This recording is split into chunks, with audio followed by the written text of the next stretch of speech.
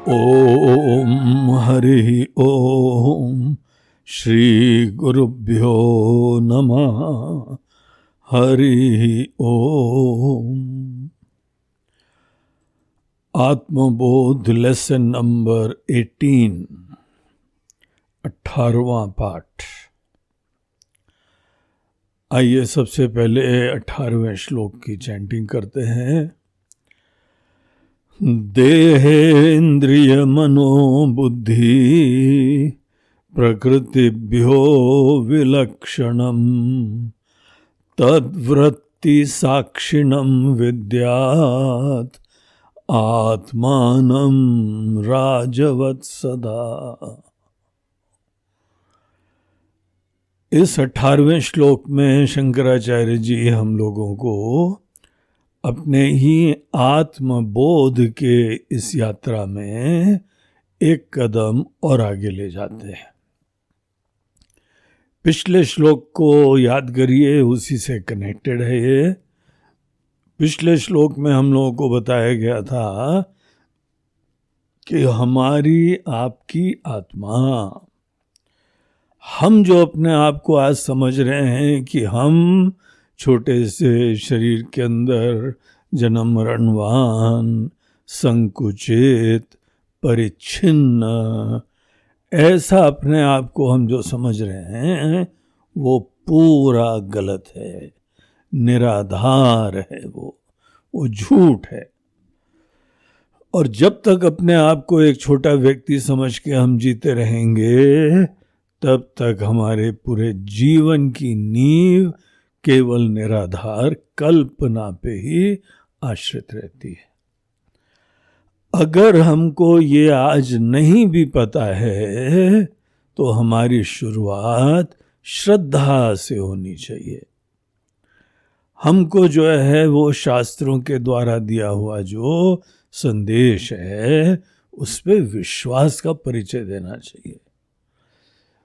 जैसे डॉक्टर हमको कोई उपदेश दे रहा है, कोई दवाई दे रहा है, कोई लाइन ऑफ एक्शन दे रहा है, अब हमको नहीं पता डॉक्टर ये सब क्यों बता रहा है, लेकिन एक पेशेंट क्या करता है, एक अच्छा पेशेंट, कि डॉक्टर की बात पे विश्वास करता है। यही हमको यहाँ पर आत्मज्ञान के बारे में भी ऐसी श्रद्धा का परिचय देना चाहिए। हमको ये शास्त्र क्या बता रहे हैं? हम जीवन भर अपने आप को छोटा समझ रहे हैं, वो बता रहे हैं कि नहीं भाई, आप बहुत बड़े हैं। तो आप छोटे नहीं हैं, सर्वव्यापी हैं, कालातीत हैं। इस तरीके से हमारी आत्मा, हमारी वास्तविकता इतनी दिव्य और विलक्षण बता रहे हैं। और साथ साथ यही शास्त्र हमको बता रहे हैं, यद्यपि आत्मा सदा सर्वगतोप्यात्मा, सदैव सर्वव्यापी है और सदैव उपलब्ध होती है। भगवान कृष्ण भी गीता में अर्जुन को बताते हैं, अर्जुन बहुनि में व्यतीतानि जन्मानि तव च अर्जुना। अर्जुन, बहुत बार शरीर तो हमने भी धारण करा है, तुमने भी धारण करा है, लेकिन ये शरीर के धारण करने के रहस्य को हम पूरा जानते हैं। कौन धारण करता है ये भी जानते हैं, धारण करने से पहले हम क्या होते हैं ये भी जानते हैं। और अर्जुन, तुम नहीं जानते हो, और अर्जुन जैसे हम सब जीव भी नहीं जानते हैं। और इसी चीज को जानने की हमारी पूरी भरसक कोशिश होनी चाहिए। तो हमको बता रहे हैं कि हम लोग सर्वव्यापी हैं, सदैव उपलब्ध हैं, लेकिन ये बात भी सही है कि जिन करुणों से युक्त होके हम अपना व्यवहार करते हैं उन करुणों से आत्मा नहीं दिखाई पड़ेगी। हमारी आंख तो हमको दुनिया केवल खंडित दिखाई देती है। हमारा शरीर अलग है, आपका शरीर अलग है। हमारे माता पिता का शरीर अलग है, पति पत्नी का शरीर अलग है, बच्चों का शरीर अलग है। यही नहीं है शरीर अलग है, उनकी जीवात्मा भी, जो अभिव्यक्त चेतना है, वो भी एक डिफरेंट है। तो ये बात हम लोगों की उपाधियां, वही तो इंद्रियां देख पाती हैं।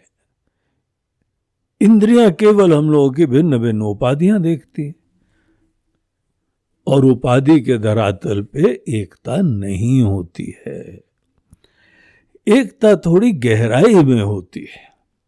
अब देखिए, आज हम लोग जो हैं साइंस के स्टूडेंट होने के नाते ऊपर से दुनिया देखते हैं, अनेकों एलिमेंट्स देखते हैं। हम केमिस्ट्री के स्टूडेंट थे, 125 बेसिक एलिमेंट्स थे, लेकिन ऊपर से यद्यपि ये 125 थे, लेकिन जब इन चीजों की गहराई में जाते हैं तो हर एलिमेंट किससे बना रहता है? इलेक्ट्रॉन, प्रोटॉन, न्यूट्रॉन से। इलेक्ट्रॉन, प्रोटॉन, न्यूट्रॉन किस चीज से बने रहते हैं?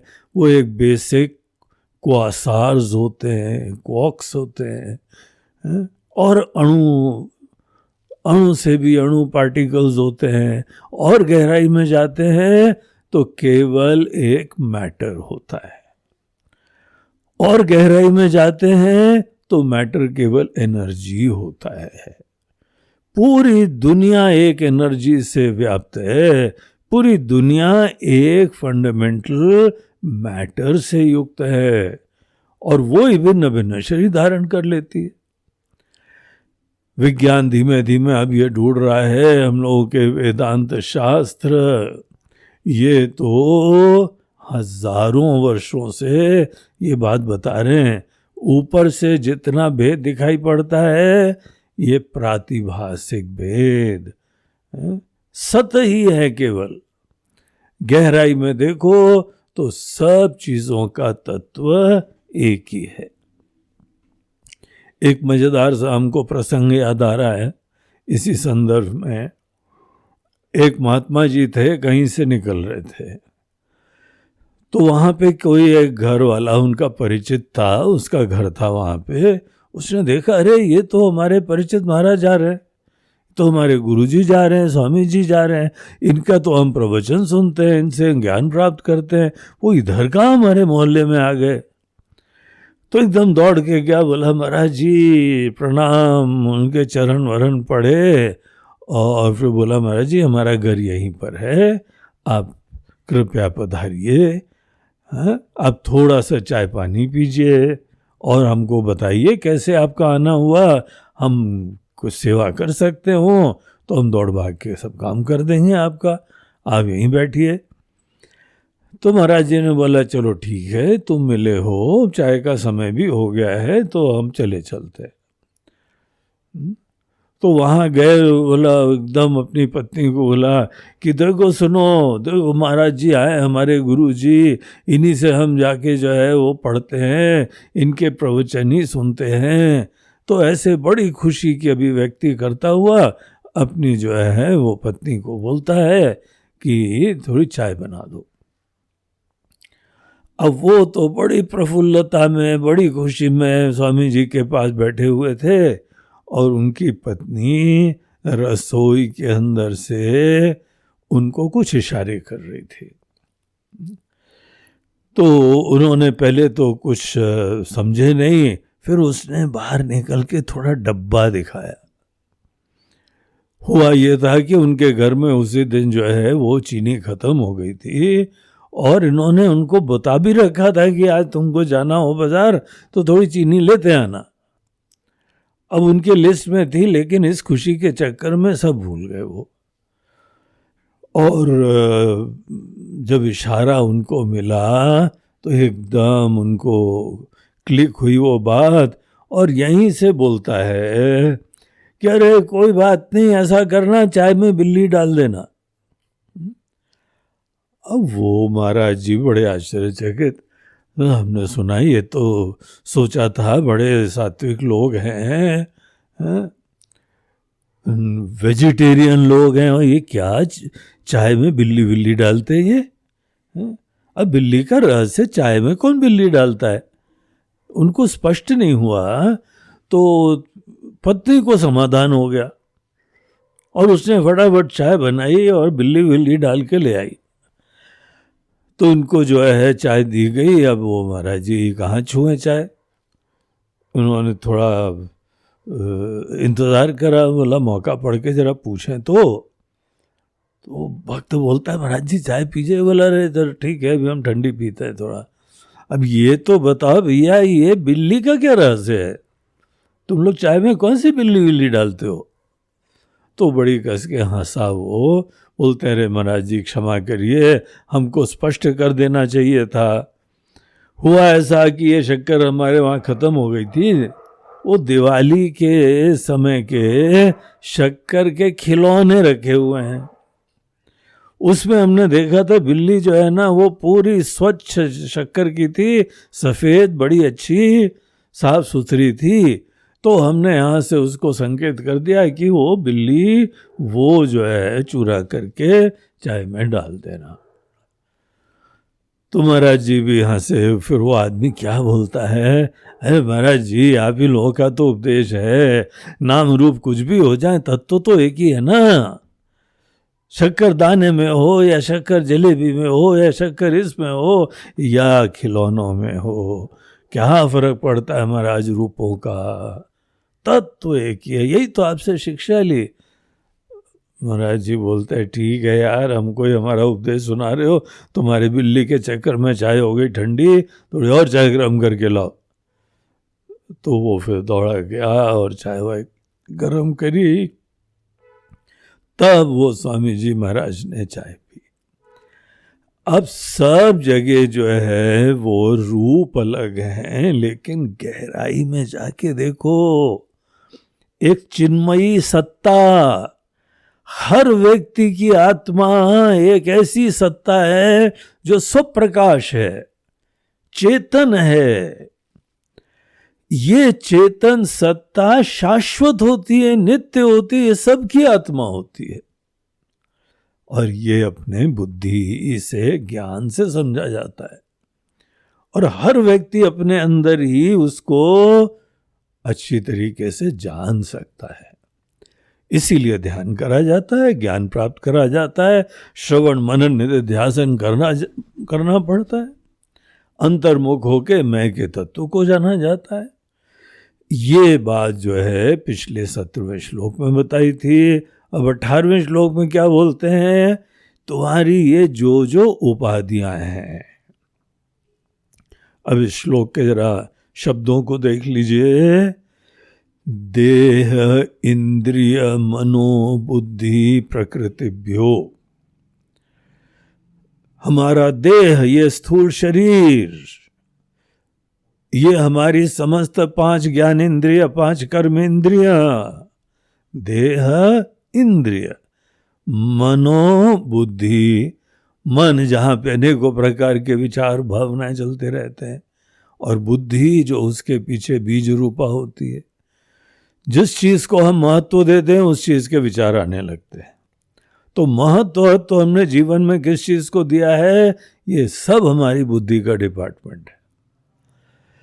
लेकिन यहां पर एक और चीज बताते हैं, हमारा देह इंद्रिय मन बुद्धि, आज जो बहुत प्रधान और महत्वपूर्ण चीजें हैं, आचार्य बोलते हैं ये सब प्रकृति का कार्य है।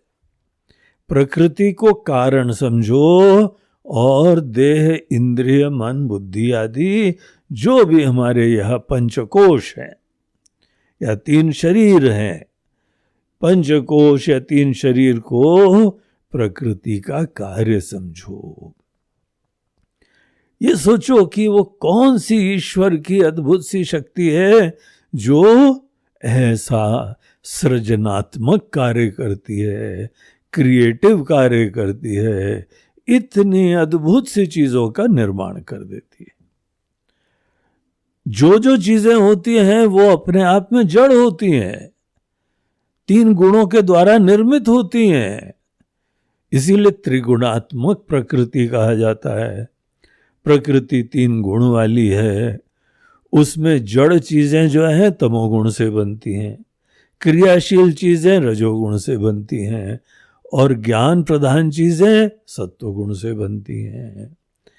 ये त्रिगुणात्मिका प्रकृति कारण रूपा है और ये सब कार्य रूपा है। पहला हमारा अभ्यास तो ये करना चाहिए कि हम जब भी कोई कार्य देखें उसके कारण तक हम मुड़ना सीखें। अब देखिए, जब आप किसी भी प्रकार के सोने के आभूषण ले जाते हैं ना किसी सुनार के पास, भगवान न करे कभी आपको कोई बेचना पड़े, तो सुनार जो है उसका रूप थोड़ी देखता है। सुनार देखता है कि कितने कैरेट का है और क्या वजन है उसका। तो उसका वजन देखता है, उसकी प्योरिटी देखता है, किस रूप में अभिव्यक्त हुआ है। सुनार के लिए उसका कोई महत्व नहीं है, वो तो आप बेचोगे, वो गला गुलू के कुछ और बना लेगा। तो देह से हमारी बुद्धि तक जितनी सब उपाधियां हैं, ये पंचकोश है जो सब कार्य रूपा है, सब अनेकों प्रकार की अभिव्यक्ति हैं। इनका ये सब देखने का तरीका ये है, इनको आप प्रकृति का कार्य समझिए। देखिए, प्रकृति शब्द भी कितना इंटरेस्टिंग है। प्रकृष्ट कृति, उसको प्रकृति बोलते हैं। ऐसी क्रिएटिव शक्ति है, कलात्मक शक्ति है, अद्भुत सी शक्ति है। ये दुनिया को तो देखते देखते अनेकों लोग कवि बन जाते हैं, इतना सुंदर है।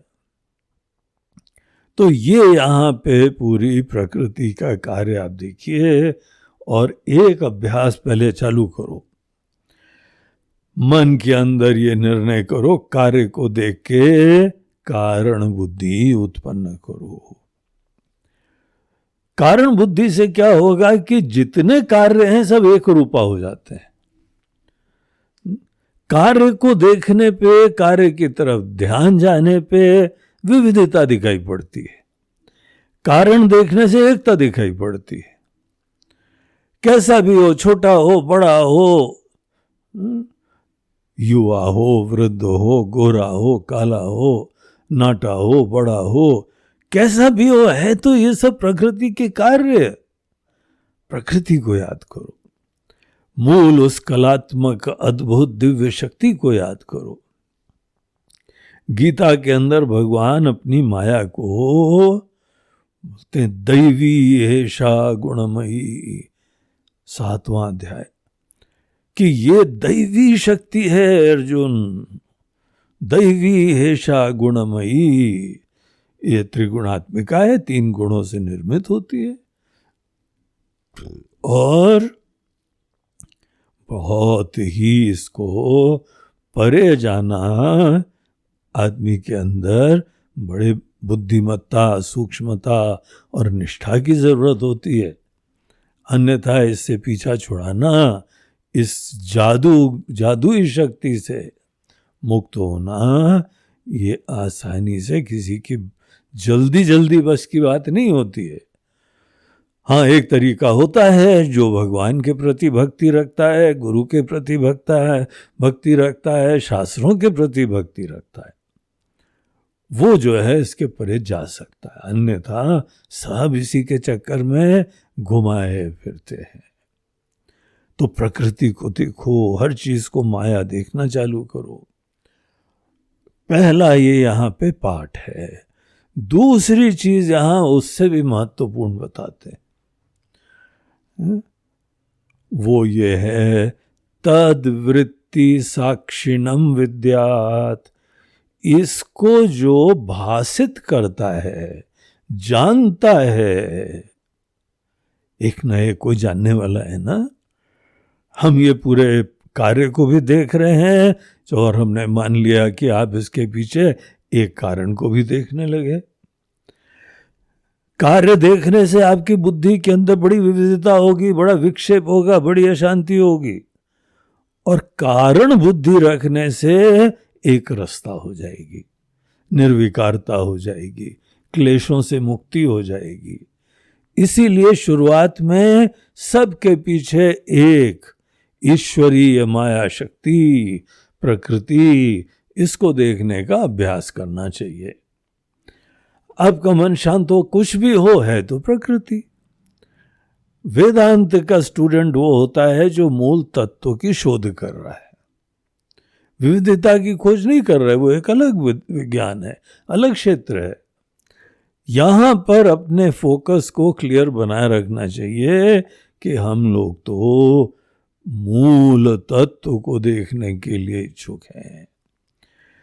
इसीलिए कार्य को देखो, कारण बुद्धि उत्पन्न करो, और शुरुआत में कारण प्रकृति समझो, फिर उसके बाद नेक्स्ट स्टेज में हमको ले जाएंगे।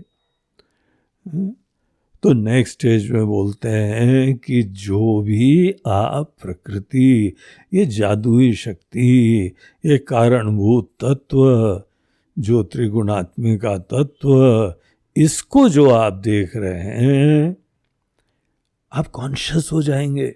आप देख रहे हैं, जैसे एक जादूगर जो है, कोई आपको जादू दिखाता है।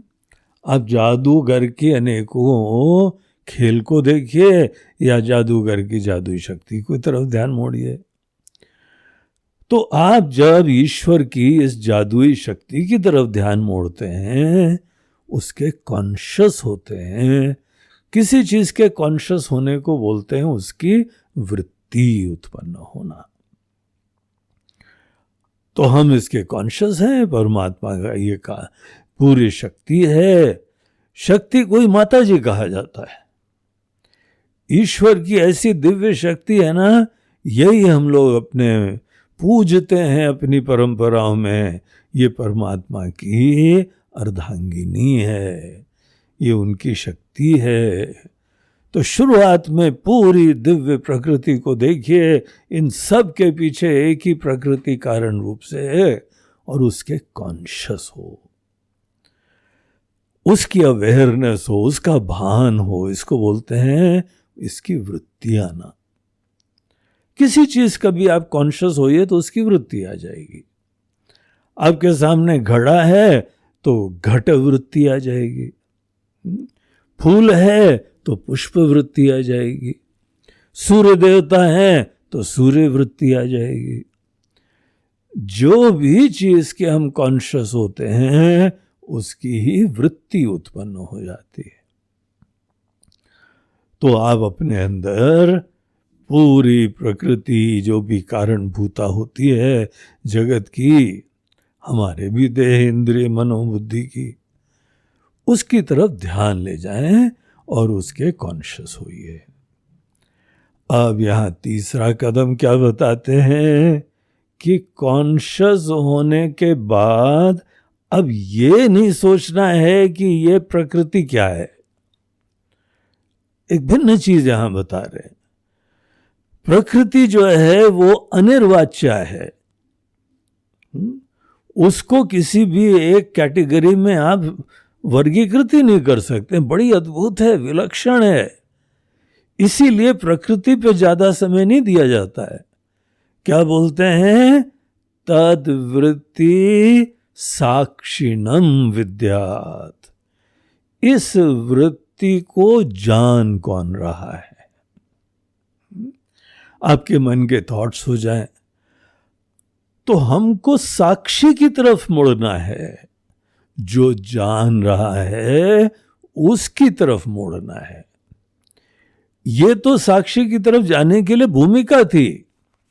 आप चाहें तो अपने देह को भी आप देखिए, देह के कॉन्शियस होइए, इंद्रियों के कॉन्शियस होइए, भावनाओं के कॉन्शियस होइए, किसी भी विचार के कॉन्शियस होइए। जब कॉन्शियस हो रहे हैं तो मतलब उसकी वृत्ति आ रही है। तो ये जो हमारे अंदर वृत्ति आती है, उसके बाद ये अभ्यास करो। ये हम किस प्रकाशक के वजह से देख रहे हैं?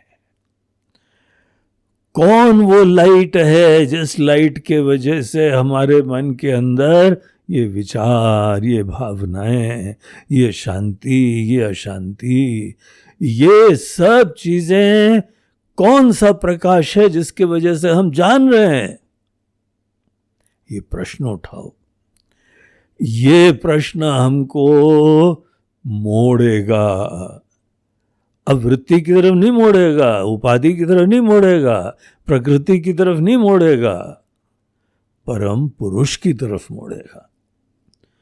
पुरुष और प्रकृति ये दो तत्व होते हैं। परमात्मा के ही मानो दो रूप होते हैं। तो शुरुआत आप करिए पूरी प्रकृति को ध्यान से देखने के द्वारा। ये चित्त समाहित करने का तरीका है, एकाग्र करने का तरीका है, लेकिन असली प्रयोजन और खजाना वृत्ति को देखते देखते नहीं मिलता है।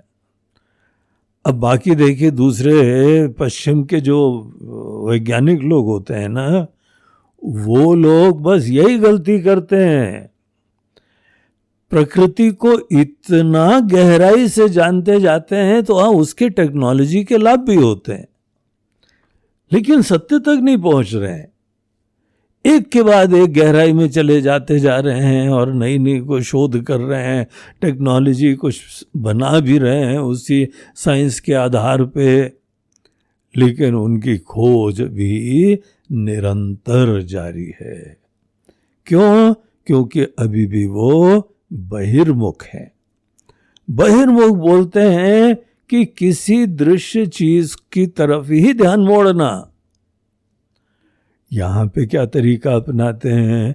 बोलते हैं शुरुआत में सब एकीकरण कर दो, एक ही चीज की तरफ ध्यान ले जाओ, तुम्हारे अंदर विक्षेप ना हो। उसके बाद तुम ये सोचो कि किसके प्रकाश में ये चीजें जानी जा रही हैं। जिसके प्रकाश में ये सब चीजें जानी जा रही हैं उसको साक्षी बोलते हैं। साक्षी उस चेतना को बोलते हैं जो साक्षात अव्यवधानेन ईक्षते इति साक्षी। बगैर चेष्टा के, बगैर व्यवधान के सदैव सब चीजों के प्रकाशित करते रहते हैं, ज्ञान का विषय बना रहता है।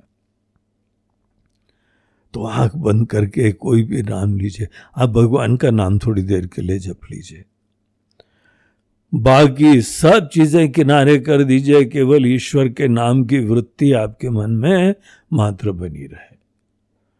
फिर जब चित्त समाहित हो जाता है, एक ही वृत्ति यहां पे विद्यमान रहती है, विक्षेप सब खत्म हो जाता है, तो उस शांत मन में अब ये विचार चालू करो, ये कौन से प्रकाश में ये सब हम जान रहे हैं?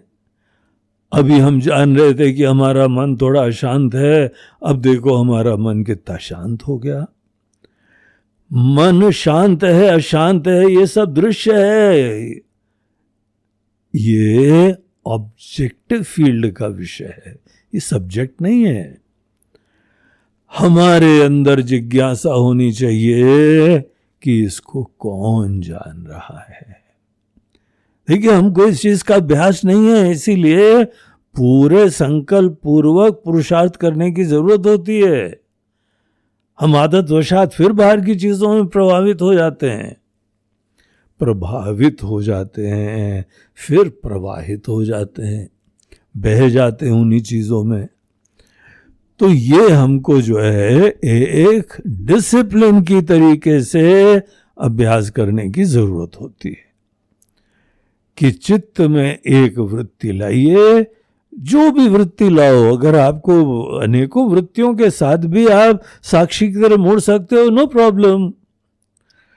ये तो आपकी पूरी इस कार्य को सुलभ बनाने के लिए हम कह रहे हैं कि पहले सब कार्यों का एक कारण देखो, उस कारण की तरफ ही जो है पहले ध्यान दो और फिर साक्षी की तरफ मोड़ो।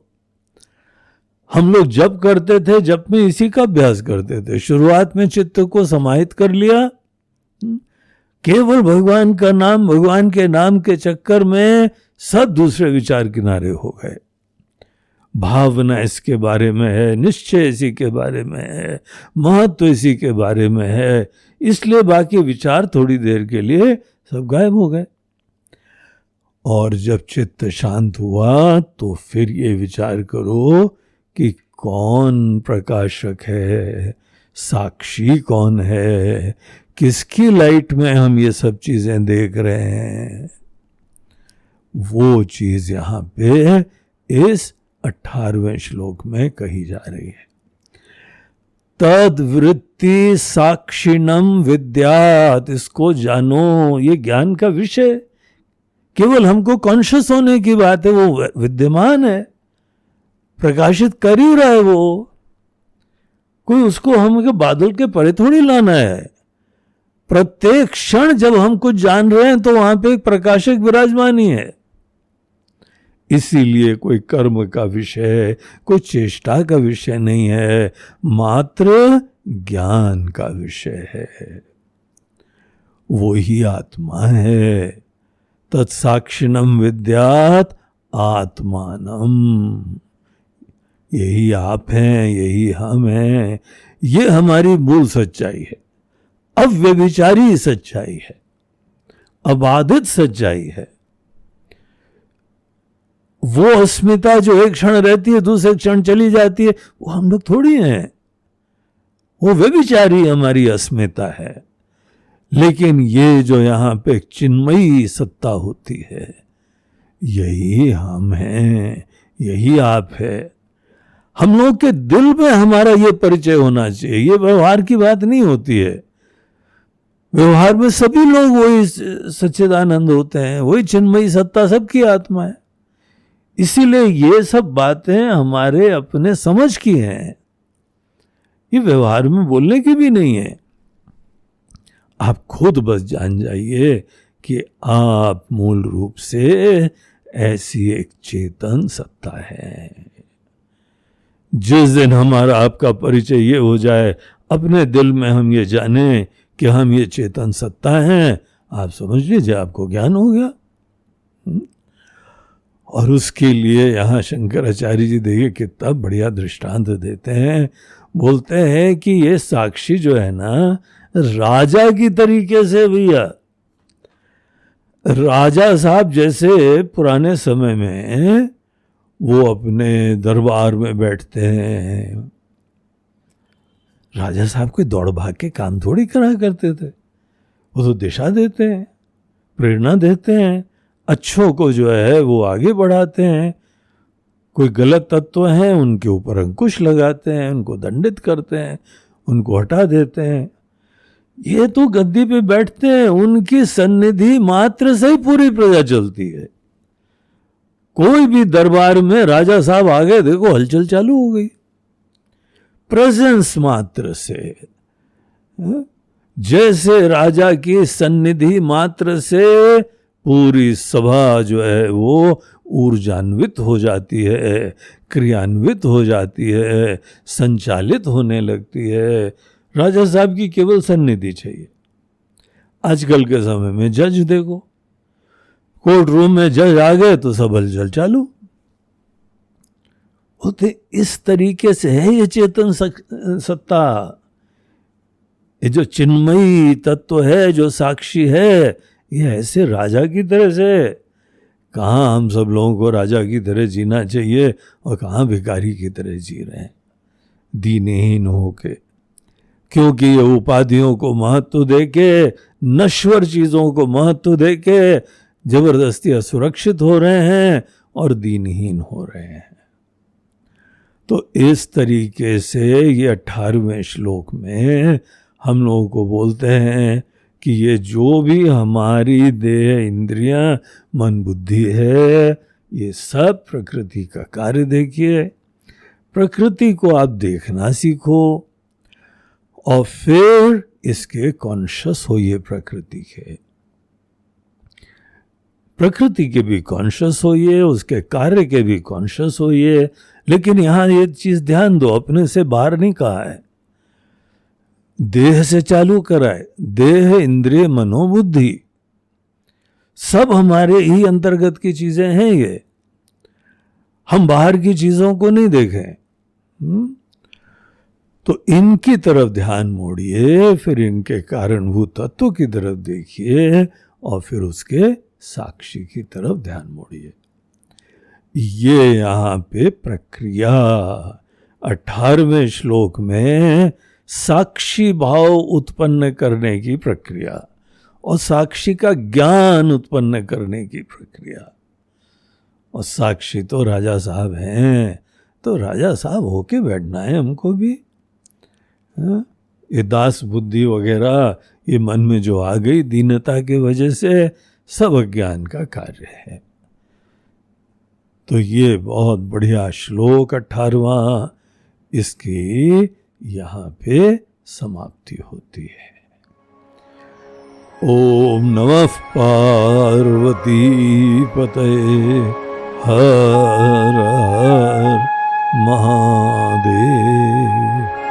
नर्मदे हर, बोलो गंगा मैया की जय।